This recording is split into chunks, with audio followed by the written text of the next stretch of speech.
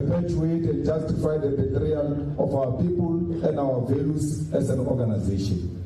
We have praised them, awarded them with titles, and sacrificed the task of political and ideological development of our movement to their hands. And they have used our trust as a weapon to strike against the very foundations for who we are.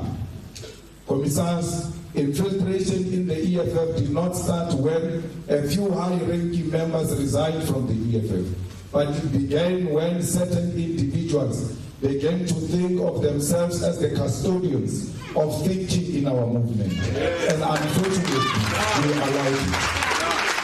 The ideological infiltration of the EFF began when we allowed our struggle for liberation to be individualized. And it is that process that allowed ambition to thrive and ideological principle to die.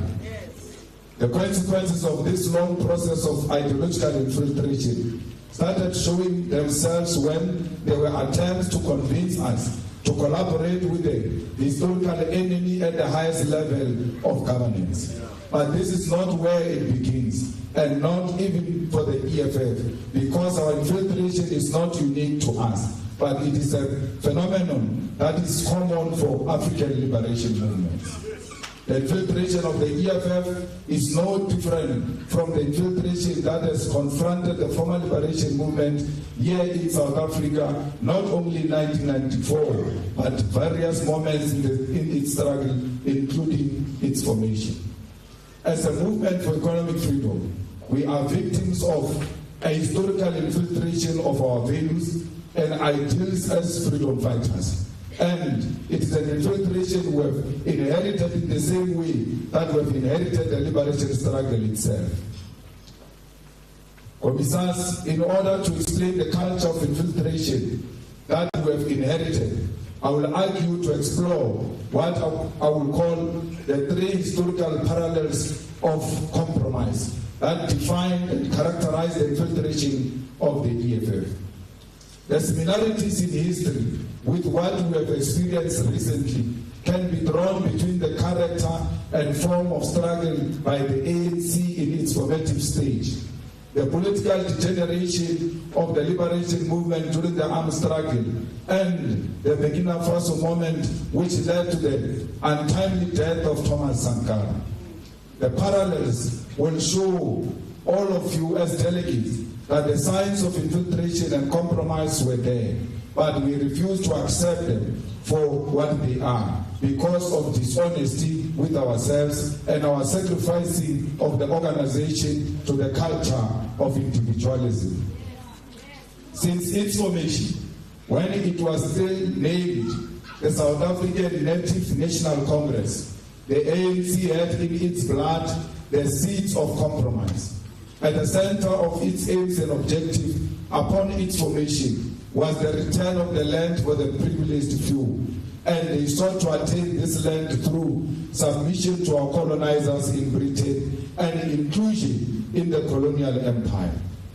It was an organization formed to write petitions to the then King of England, begging for recognition and inclusion in the settler colonial system and begging for protection of the rights of Africans from the very people who had taken these rights away. At the center of this petition was the character of submission to the imperial rule, and one such petition written to King George V was written in the year 1914 by the South African Native National Congress following the adoption of the Native Land Act in 1913. This petition was a general plea that the colonial government of Britain, which had stolen the land, must be the same government that protects the land rights of Africans. A portion of the petition reads as follows: that petitioners say that when their forebears submitted themselves to the rule of the British government and paid homage to them, they fully accepted the sovereignty of Great Britain and no other. The petitioners have never begrudged members of the white race who strongly and solely against being gradually squeezed out of rights of the land in proportion to their numbers and on the same terms and conditions as the white race. Fighters, the point of departure by the ANC to resolve the land question was one of submission and collaboration to white rule, meaning that since its inception, it was born with the characteristics of compromise. These were petitions that pleaded to collaborate with the perpetrators of injustice in order to secure the return of our land and rights for Africans. This means that so-called revolutionaries were willing to submit themselves to imperial rule in exchange for a seat at a colonial table, and used the need for the land return as a bargaining chip to justify their inclusion at a compromised table. If we look back just a few months ago, we as the EFF standing in front of you today were put under immense pressure by those who have left us behind to write petitions to the ANC and the GNU for inclusion in their compromised government, which is led by descendants of settler colonialists and white supremacists. We were persuaded to do so because there was a strong desire for positions at the expense of our principles of anti-racism and the return of the land. Fighters, the pressure we suffered to compel us to compromise, and which is apparently the cause for the people to abandon the EFF, constitute an infiltration and weakening of the core values and principles of the EFF. Let us fast forward to the eve of the 1969 Morogoro Conference, which occurred during a period where the ANC had objectively been redirected onto the correct revolutionary path by the Youth League of 1944, and the armed struggle had been assumed. This liberation movement, once again, was confronted by a form of infiltration to which Crisani objected to his historic letter titled the Honey Memorandum. For the parallel of compromise to apply, one part of the Honey Memorandum must be noted, which was critical diagnosis of the liberation movement's level of activism and lack of appreciation of the prevailing reality in South Africa at the time. Crisani wrote that the ANC leadership in exile has created a machinery that has become an end in itself. It is completely divorced from the situation in South Africa. It is not in a position to give an account of the functioning branches inside the country. We are disturbed by the careerism in the ANC leadership abroad, who have in every sense become professional politicians rather than professional revolutionaries. Fighters, although the EFF may not be involved in an armed struggle at this particular moment, this diagnosis of organizational decay of the ANC before the Morogoro Conference in 1969 should be an instructive reminder to all of us of the symptoms of political degeneration. On this point, I wish to inform you that we as the leadership made a similar diagnosis of an aloof leadership style and character in KZN after the manifesto launch of the EFF, which was held at Moses Mabhida on the 11th of February 2024. We cautioned the then established Central Election Task Force that there is a degeneration in activism and organizational presence by the EFF in KZN. Despite the fact that all reports in terms of election machinery told us a perfect story, the deployees to KwaZulu-Natal during this period was completely divorced from the situation in KwaZulu-Natal. And this was possibly due to factors such as preoccupation with personal career objectives, and that instead of being a revolutionary that was in touch with reality, there was a creation of a machinery for the purpose of compliance.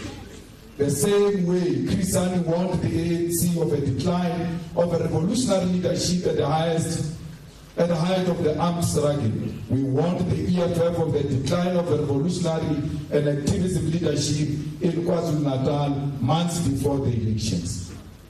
As an intervention, we even went as far as carefully framing the removal of the head of this organizational decay from KwaZulu-Natal and saying that he will be supported by Secretary General while redeploying him to the Eastern Cape, where organizational work had already been consolidated. Yes.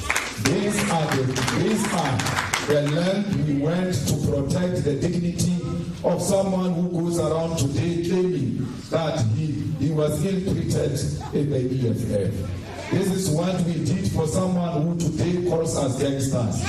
The orchestrated organizational decay in KZN before election constitutes a clear example of infiltration. We are even being kind by saying that the person who was deployed to KZN for election was divorced from reality in KZN. It may even be true and more worrying that he was aware of the damage to come in KZN and kept quiet because he had already chosen to betray this movement. The final end, unfulfilled parallel, I want to direct you to fighters, is the one of Burkina Faso. As many of you ought to know, Burkina Faso was once led by Thomas Sankara, who assumed presidency of the nation in 1983 and radically changed the relations with the neo-colonial forces. It was Thomas Sankara who led progressive reforms such as the refusal to pay colonial debts and to take loans from institutions such as International Monetary Fund, massive agricultural production under the principle of self-sufficient Burkina Faso, as well as progress in improving healthcare, literacy, and women's rights. As he pursued these initiatives, Sankara had by his side one Blaise Compaoré. Little did Sankara know that he was flanked by an agent of a very imperialist he sought to undermine, and it was his confidante who will lead this overwhelmingly and ultimately assassinate him. Fighters, we are not self-centered enough to compare ourselves to such great revolutionaries, as we have long path to liberating our people, that we must still travel, but to not draw experience from this history will be tantamount to deliberate ignorance. It is a fact we must consider that we as leaders who seek to achieve a better society for all had entrusted our lives to someone who will, if wished, orchestrated our death. The levels of access to our lives, our families, and to what we consume pose a risk to our very lives. But the greatest fear should not be our own death, but what would have happened to this revolutionary movement if the path to kill us was chosen rather than the path to abandon us. Perhaps we must be thankful that the path to desert us was chosen instead. Perhaps we must be thankful that we did not die. But we must register today and for future generations to remember that the dissenting of the EFF at this critical moment in our liberation struggle constitutes an assassination attempt.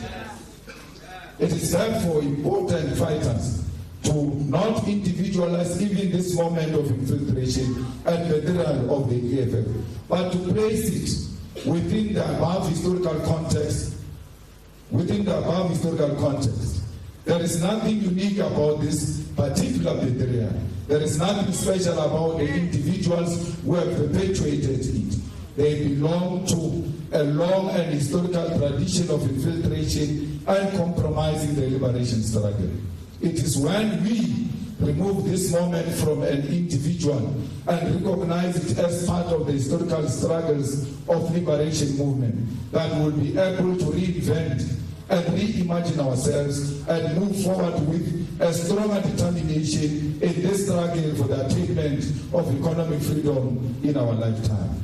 the people who have led this organization have not only led this infiltration and betrayal, but they even had the audacity to prescribe to us how we must perceive and respond to their infiltration. This is why, fighters, I've said that we have been betrayed by people who have the skill of using revolutionary language for the purpose of manipulation and compromise. It is for this reason I want to commend all of you who did not hesitate and fall into this manipulative trap that sought to tell you that you must characterize betrayal as a revolutionary act. To not renew your membership in the EFF is a betrayal. To defect from the organization you founded in favor of an organization that has just recently surpassed your own organization in election is opportunism. Fighters, to lobby aggressively for a leftist, anti-capitalist, anti-racist, and socialist movement, to go govern with our oppressor over the lives of the landless African people is infiltration. It is for this reason, delegates, that moving forward, we must avoid individualism and promotion of people because it feeds into egos and leaves the organization vulnerable to infiltration. That against infiltration, individualism, and maintain revolutionary discipline.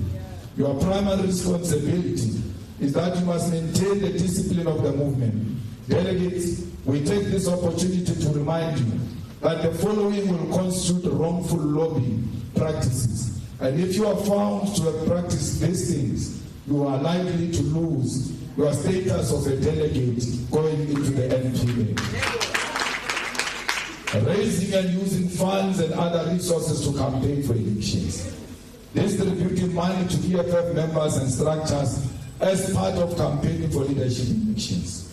Production of t-shirts, posters, and other paraphernalia to promote particular list of candidates. Promising positions or other incentives or threatening to withhold such as a means of gaining support. Using the media to promote a particular list of candidates and to spread malicious rumors, falsehoods, or allegations against those with whom you disagree. Leaking confidential information to the media, secret interaction with journalists with the intention to get them to write stories on internal organizational issues or communicating internal decisions or processes to the media without due authorization. Negative campaigning, which relates to the attacks on the integrity of other comrades, both within the structures of the movement and in other forums. Suppressing honest and legitimate debate about the caliber of candidates in formal meetings of the movement. Allowing structures or individuals to condone violation of the constitutional provisions and or regulations and or failing to report such violation when they occur. Using the offices, resources, and staff of the EFF or any state institution or company as a machinery to promote a particular list of candidates. Using violence, intimidation, and threats to coerce or force those who hold a different view. Setting up structures outside the organization to promote or lobbying for a particular candidate. Convening meetings to discuss leadership issues under the false pretext that they are organized constitutional structures. Production and distribution of documents and pamphlets not approved by the structures of the organization will not be allowed. The use of social media to discredit the organization and other members, such as Facebook, WhatsApp groups, or Twitter, will not be allowed.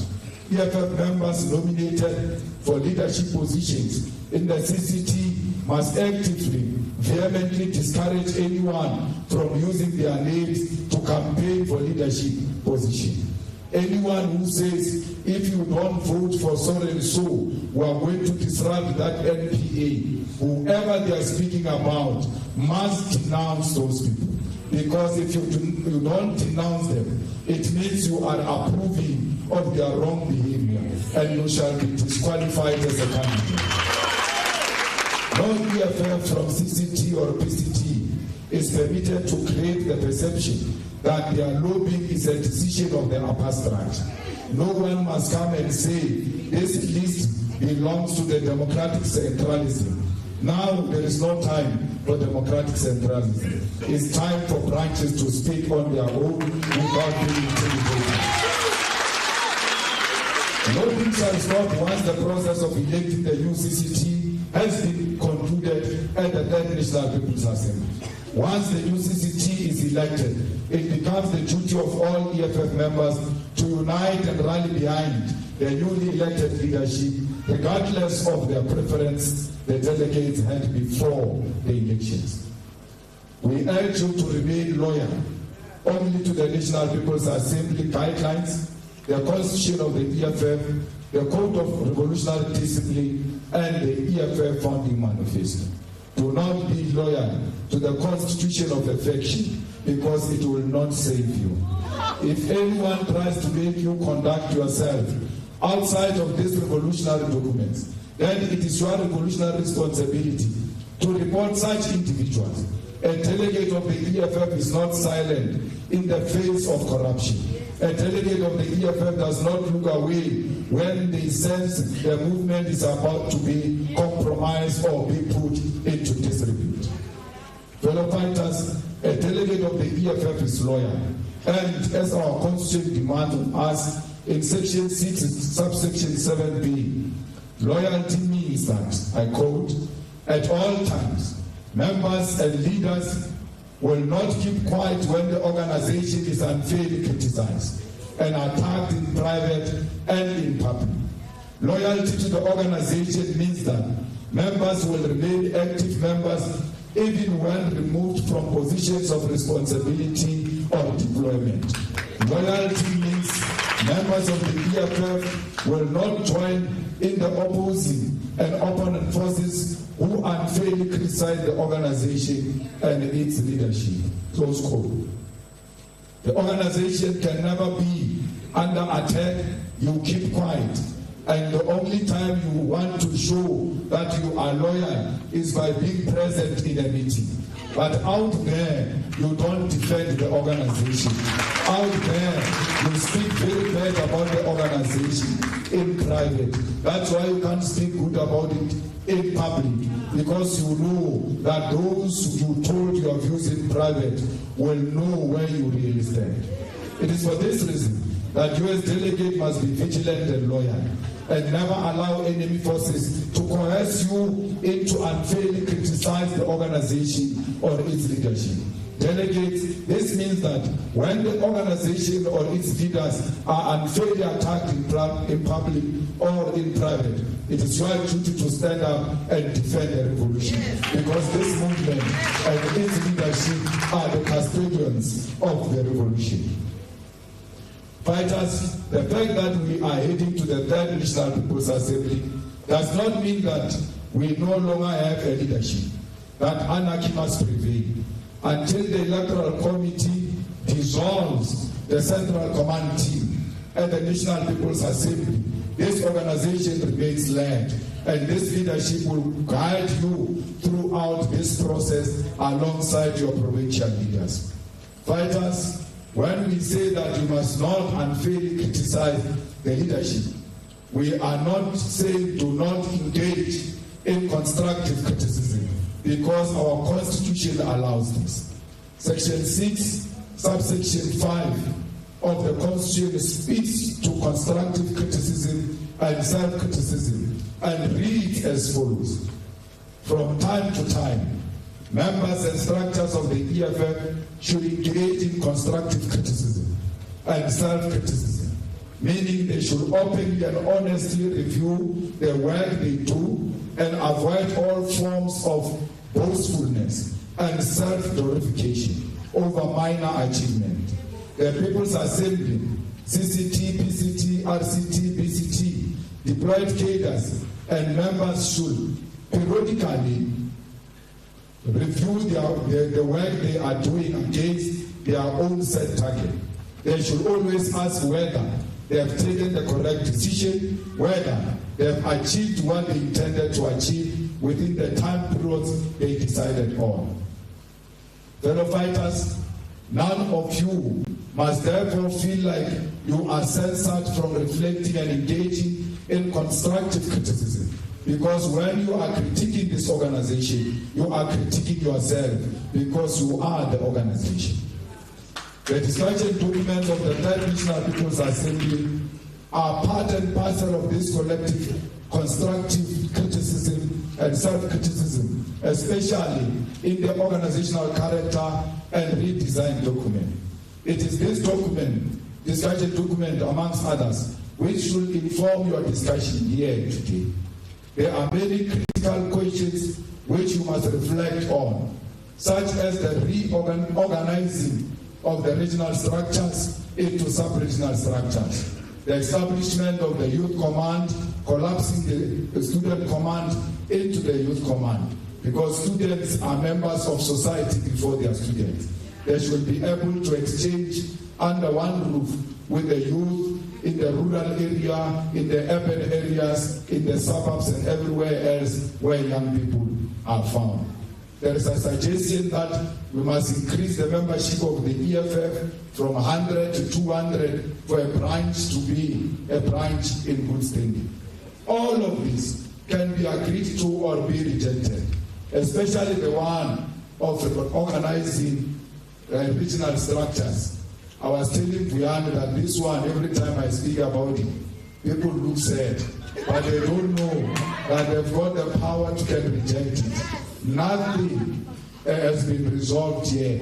It's a discussion document. Don't be angry at discussion document. Raise your views and tell us why you don't agree that we redesign the structures of the EFF. These discussion documents ought to be the bedrock of your discussion, because you cannot discuss leadership questions before you discuss the mandate these leaders must carry out.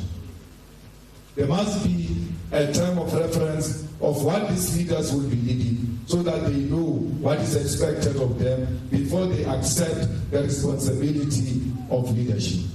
Let us exhibit the highest form of discipline, fellow fighters, and in doing so, not shy away from reflecting on the recent occurrences within our movement and within society in general.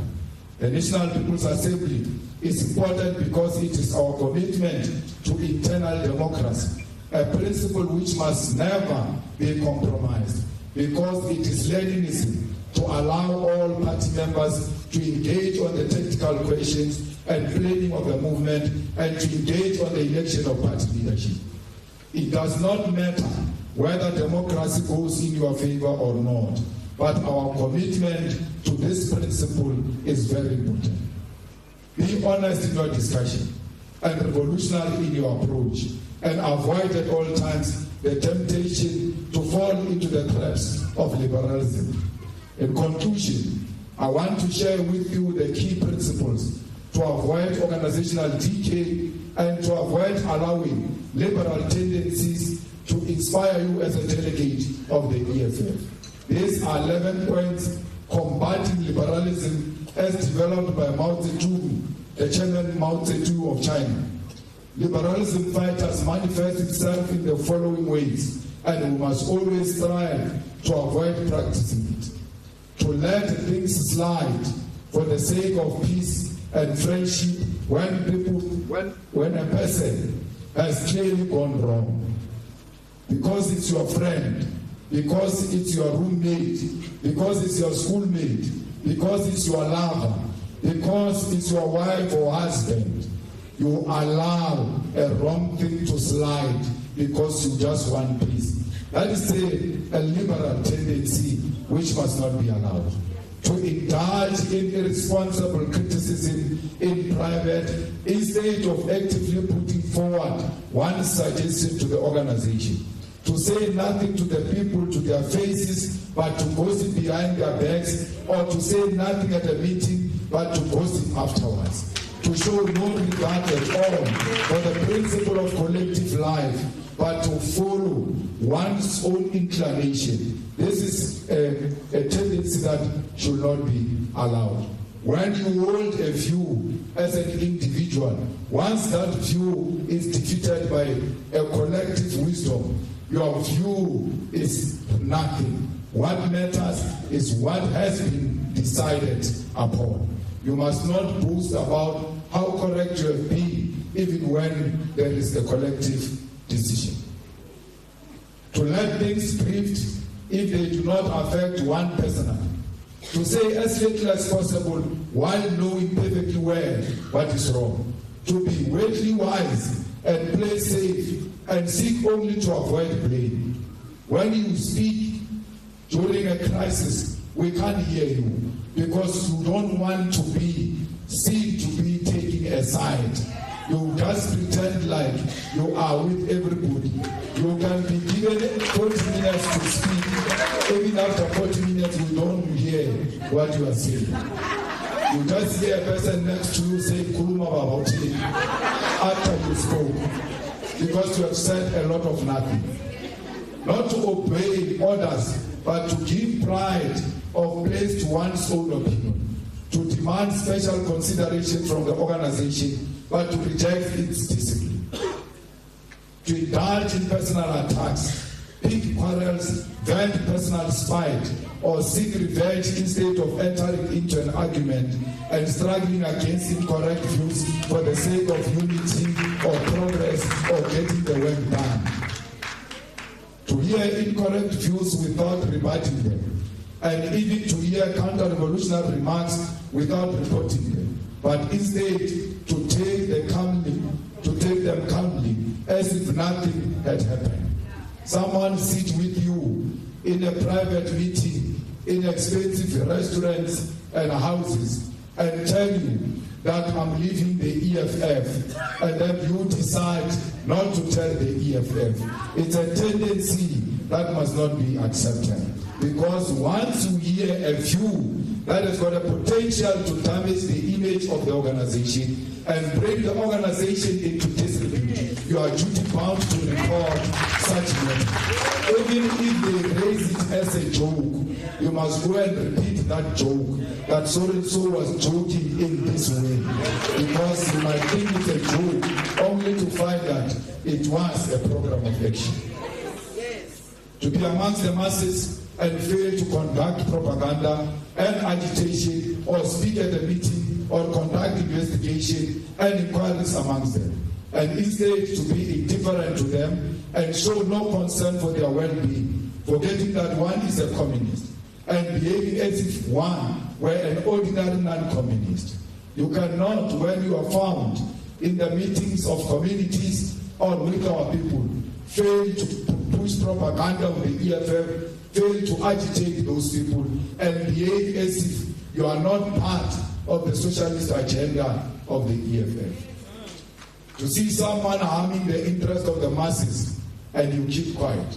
A person goes around cutting street poles, saying they want copper out of those street poles. Someone goes and decides to engage in illegal dumping. You don't take an individual stand and say what you are doing is harming our community. Stop what you are doing, because a revolutionary will not allow anyone who's engaged in activities that are going to harm communities to work half-heartedly without definite plan or direction. You have to have a plan. You can't just be busy, and when we check, you are busy over nothing.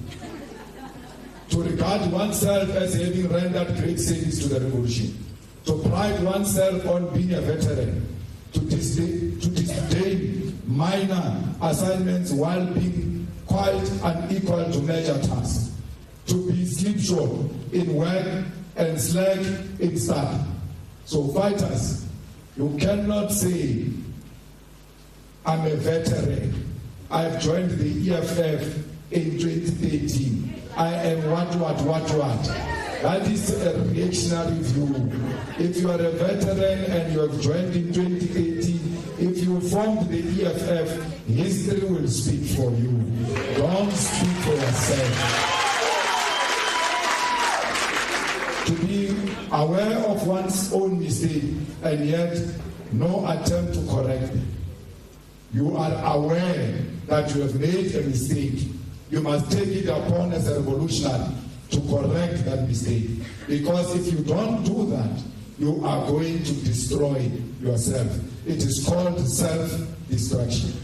As Marxists, Leninists, and students of Fanon, let us engage frankly and remain revolutionary and avoid liberalism at all costs. Comrades, the unity of our movement is very important. There is no organization in South Africa that has ever united black people better than the way the EFF has done. The EFF, from its inception, it has never been ashamed of being with black people. From its inception, the EFF said we are going to represent the oppressed, and the oppressed are black people. It is only the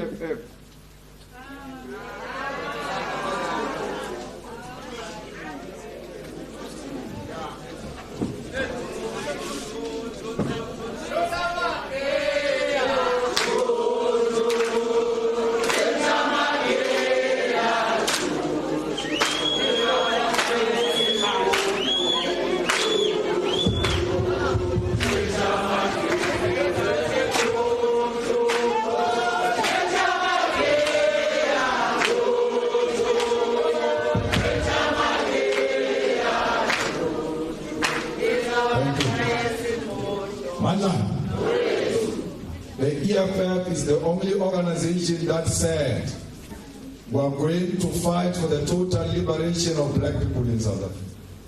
And therefore, the time has come for all of us to be brave, that there is no old man who's going to unite black people in South Africa. Only the EFF can unite black people in South Africa. The track record of the EFF gives a clear scientific proof that only the EFF was able to put more than 120,000 people under one roof at the FNB Stadium. No any other organization has done that. Even now, they will never dare to go to the FNB Stadium. Yet they say they can mobilize and organize and unite black people.